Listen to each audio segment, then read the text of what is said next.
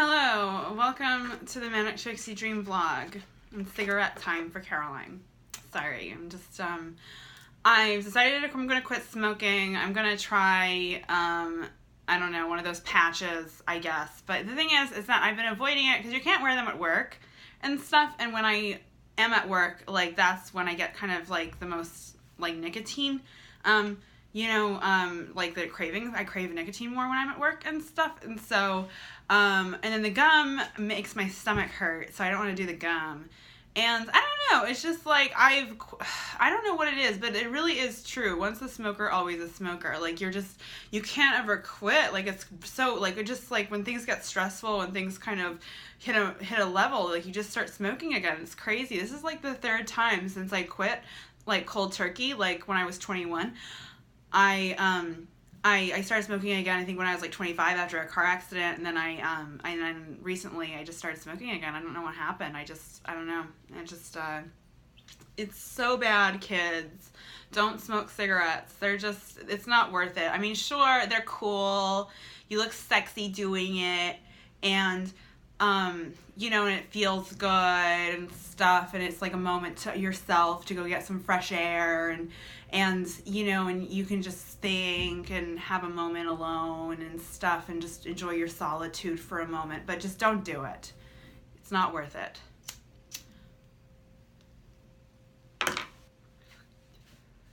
Anyways, so today I want to talk just about, like, some things about my week, my continued journey through just practicing gratitude and stuff, and so this is what happened to me. Yesterday I went to an open mic. I know, I'm one of those people, and but I really like going to open mics. I really like I got booked on some shows this week, so that was really nice.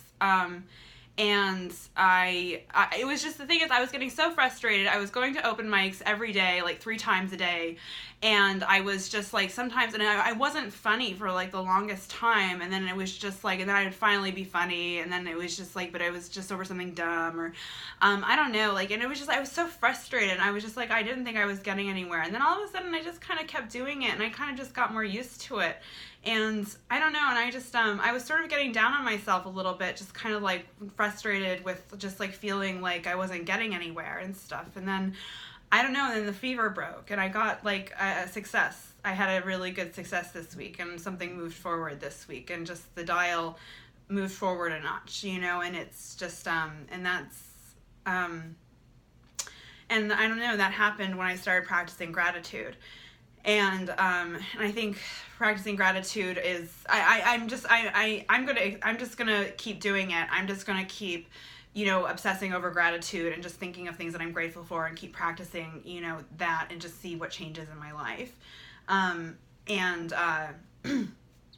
I don't know, and I guess that will be interesting. So I guess that'll be something a segment I will go through, is just talk about some the experiment moments of gratitude that I've had in my week, or something like that. That maybe that's something I could talk about every time I do a vlog, because I do want to start doing vlogs like every 7 to 10 days. So at least every 7 to 10 days. If I can do more, I can do more. But it's just like, I don't know, like, I'm not, like, what do I have to say really and stuff? I mean, like, I mean, okay, well, today I have a lot to say about human trafficking. I will say that. I do want to talk about human trafficking today, but let me tell you about this guy. Okay.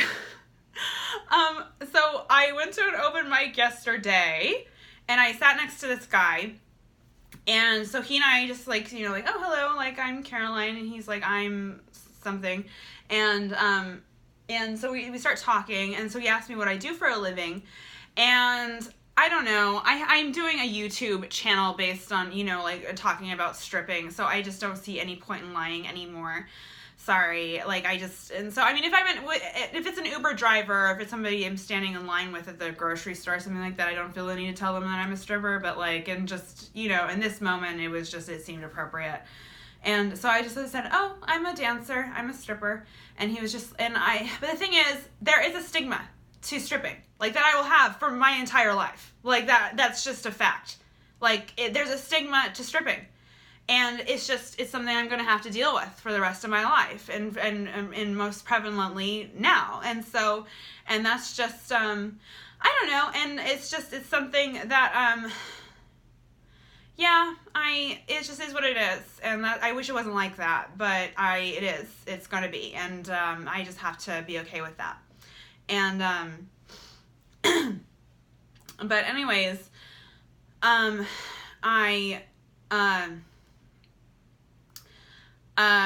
so this guy could tell, because of how I told him, that I was sort of embarrassed, you know, and that I was sort of like, I'm a stripper, you know, like, that's me. And then he did the most amazing thing. This is amazing. He pulled out his phone and he said, "That's great. I'm a porn actor."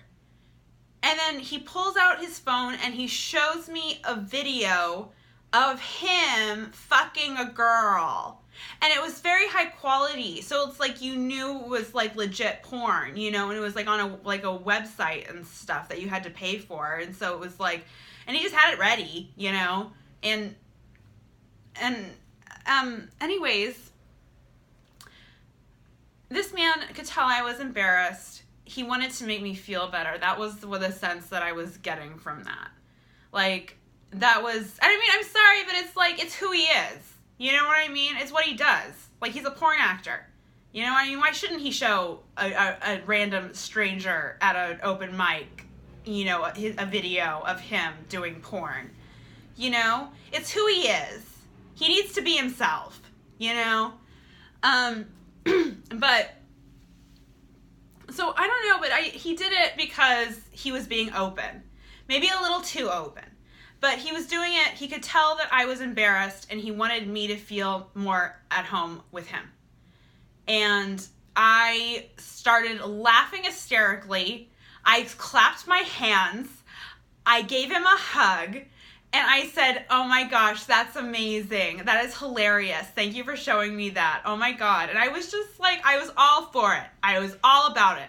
Good for him. You know what I mean? And, oh my God. What, like, and, anyways, that made my fucking month. I was so happy. That was hilarious. I did not see that coming. And, okay, anyways. But I want to talk about human trafficking. So, here's something about me, and I'm not saying this to brag. I am in no way, I will never claim to be any kind of a good person. But I did do one thing with my life that is very positive, very good, and I am very proud of myself for that reason. I taught film appreciation. After I graduated, I taught film appreciation for a year at an at-risk youth center. And it was for girls and stuff, and I had about 30 students. And I taught in a screening room, or like in a television room. And I had a syllabus, I had a lesson plan, I had lectures prepared, I planned field trips. I was a fucking teacher. Like, that's what I did for about a year. And because the thing is, I had graduated college and I wanted to do something with it, and I wanted to help people with my degree. That was something that I wanted to do. And I wanted, you know, I had all this information, I read all these books, I took all these classes, I was whale writing at AFI, my options were limited where I went to school, but I really made the most of my education, and I was really passionate about film, and I wanted to do something with it right away. And so this is what I wanted to do. And so I applied. I sent them my syllabus, I sent them my lesson plan, and I sent them a letter of what the class is and why I think it would be good for them.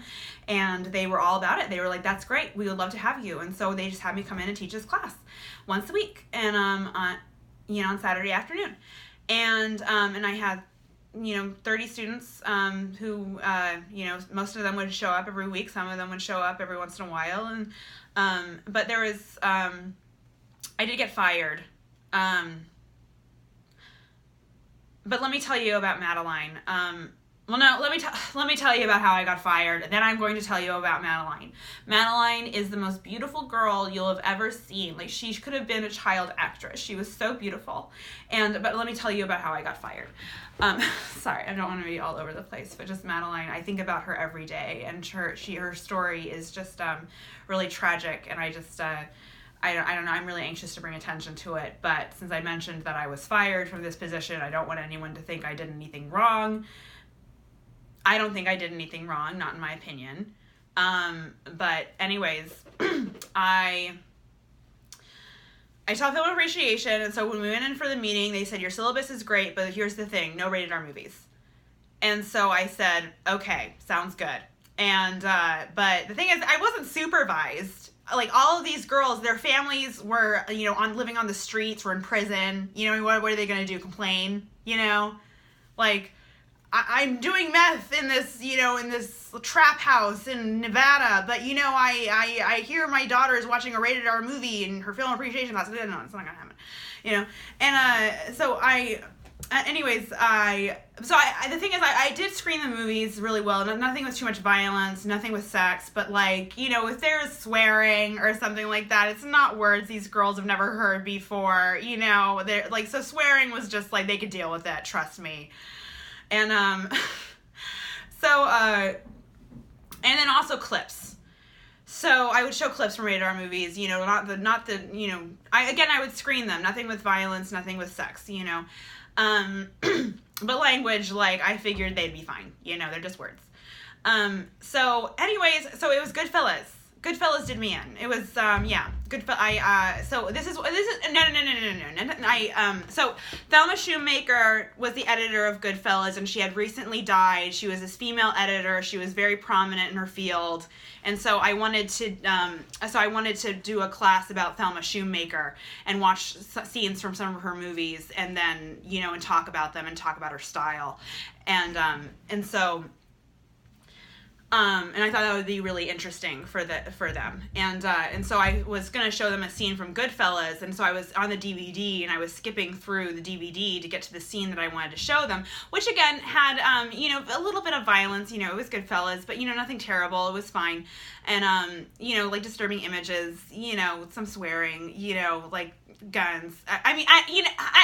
I thought it was fine. I think it was fine. It was very, very tame. It was a more tame part in the movie. Anyways, maybe they should have fired me. I don't know. But what mattered to me was that they were getting a valuable and, education. And I always felt that, if you can, watching movies, is a really easy way of having an opinion. I don't like it, I like it. It's just as easy as food. I like it, I don't like it. And so, but why don't you like it? Why don't you like, the 8th season of Game of Thrones? Which, by the way, was very good. The final season of Game of Thrones was great. Why does everyone hate it? I don't understand. It was great. I thought it was good. It wasn't the best season, for sure, but it was very good. And then everyone's complaining about Daenerys Targaryen having, poor character development. No, she had great character development. If you think great character development is her not developing at all, because she didn't, she was always like that. Anyways, sorry. I just, it didn't,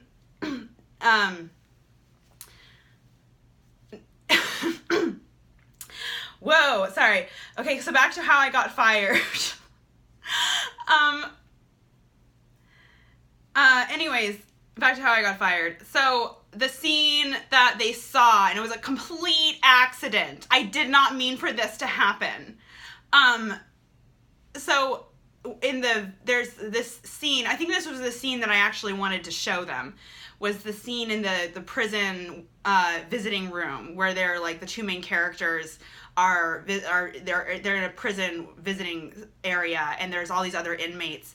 And so when the scene first starts, in the left-hand corner of the screen, there's a girl giving a guy a full-on BJ. and it's very explicit. And then this is what's great about Martin Scorsese movies, is that they're very detailed, in that you always notice something different every time you see them. Every time you see them, you notice something different. And so in this time I saw it, it was what I noticed, the detail I noticed, that we all noticed, it was a big screen, was this blowjob.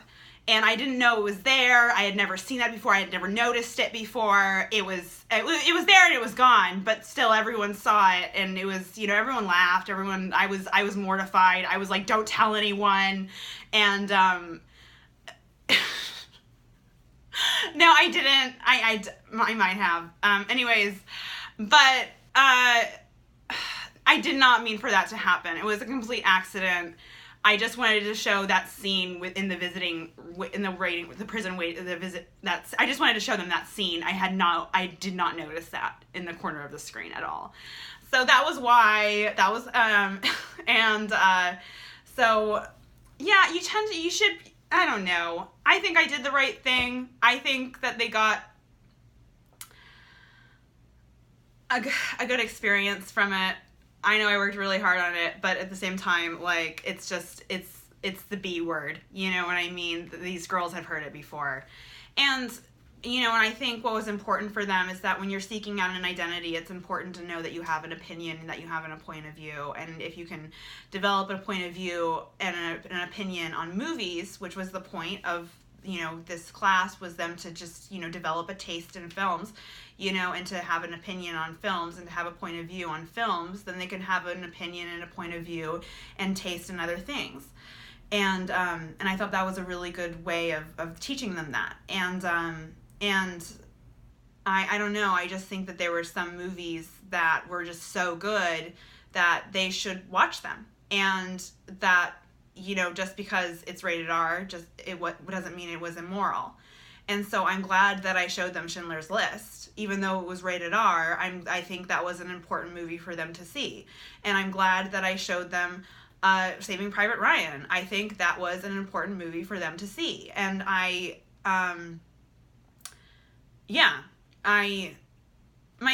were, and yeah. Anyways, so I got fired, and that was the end of my teaching career. But I think I had a good run, and it was a really good experience, and I really, I'm glad I did it. And I would do it again. Anyways, so Madeline. Madeline was one of my first students, and I knew her for about 3 classes before she disappeared. She ran away from the center. They would have supported her all throughout high school. They would have provided for her. They might have even found alternative housing for her to live with somebody else, and stay in school and stuff. There are private boarding schools that they can get funding for and stuff. There are, boarding schools for at-risk youth and that kind of thing. And this was a school where she could have stayed for a very long time and been very comfortable. But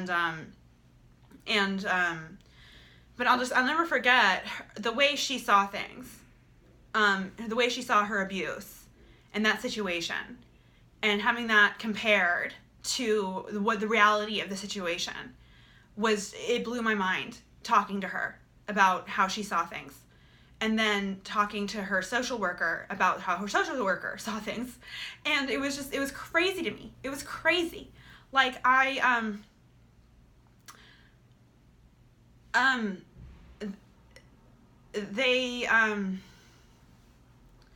she was abused by her mother. Her mother was a drug addict and was was very involved in crime and stuff, and gang stuff, and her mother would sell her to her friends for money. So Madeline had been sexually abused multiple times by multiple men. She never blamed her mother, and she never saw her mother. She never associated her mother with that. She never asked herself why her mother didn't protect her.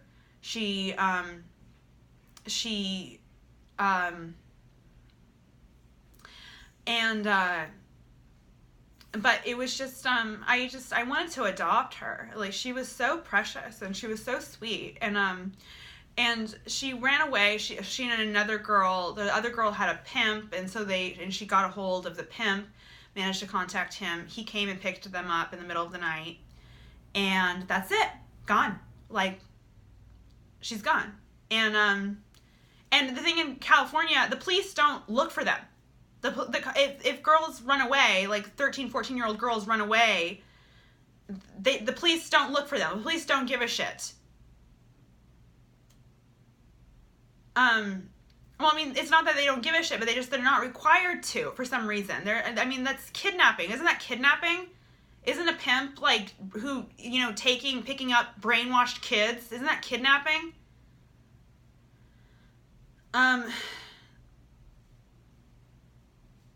So, the thing about human trafficking is that it is all in here. It all happens in your head. It's not like Taken. It's not like women are locked in cages. These girls love their abusers. Their abusers, they see them like a brother, like an uncle. They're very scared of them. So like there was this story, and this actually really made me angry because I just think this was a really bad case of victim blaming, and I'll tell you why. There was this Italian model who was kidnapped. She was trafficked. She agreed to do a shoot in Russia. Turns out they were traffickers, and she was kidnapped while she was there. And then, so 2 weeks after she disappeared, she was seen in video footage going like grocery shopping with her trafficker. And then, so when she was rescued, she said that they let her go because she had a son. And so it was like their code of, their pirate code or whatever, that they don't kill mothers or something like that, or they don't traffic mothers. So they sent her back to be with her son, and they just kind of took pity on her situation. And then so she, reported them to the police and stuff, and then they were arrested, but then they found this footage of her willingly going grocery shopping with her traffickers. And it's like, she's brainwashed. She's scared. Like this is how this works. That's what trafficking is. It's just like these women, they're living side by side with their abusers, and it's all like it would all seem to you pretty consensual. It would seem to you that these women were agreeing to their circumstances. It would seem that way to you, but that's not what it is. These women are brainwashed. These women are fucking slaves, and it's very common. And, and so, Madeline is gone forever, and nobody's going to do anything about it. They said that what they think the situation will be is that, once Madeline's mother is out of prison, Madeline and her mother will reunite, and then once that happens, they'll be able to find Madeline. So we'll wait for that day for, her mother to be released on the streets. Anyways.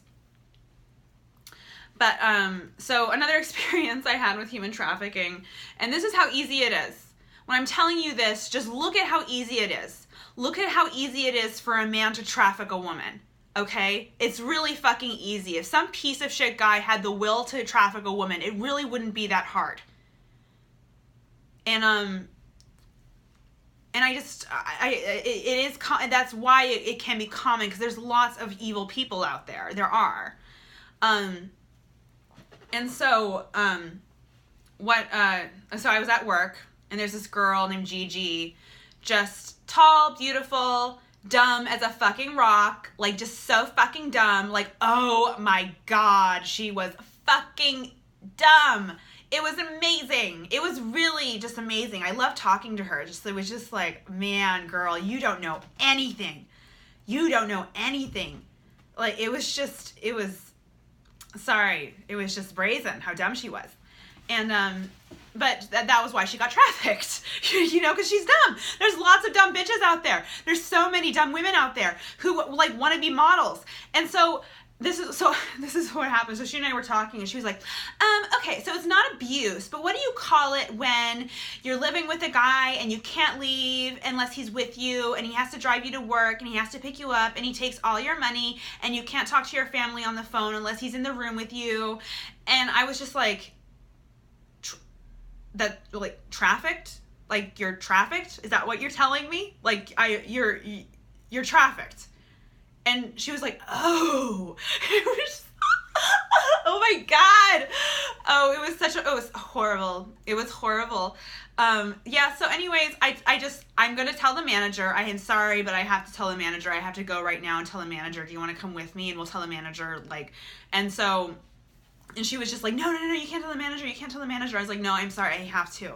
And so I just told her flat out, like, look, I'm going to have to tell the manager, but he knows what to do. And I just assured her of that. Like, don't worry. The manager has, you know, they are trained.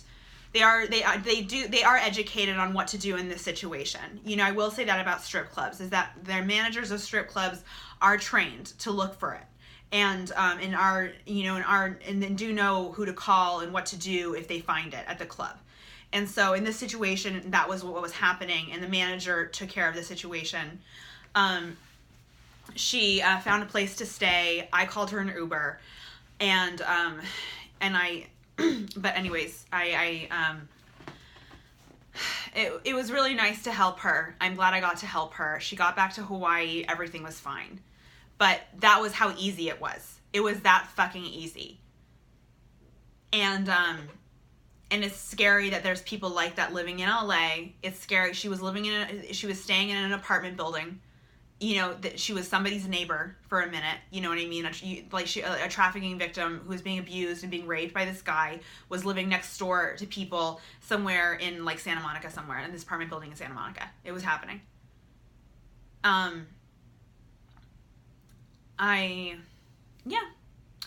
So, that's, I guess, all I have to say about that. But I just, you know, if you watch the news and you see, like, bombs being dropped and, like, children crying and stuff and covered in soot and stuff, like, it doesn't seem like it's really happening, you know? And, but, like, human trafficking, it's really happening. It's really, really happening. And these people are very real. And these people are trapped. And I'm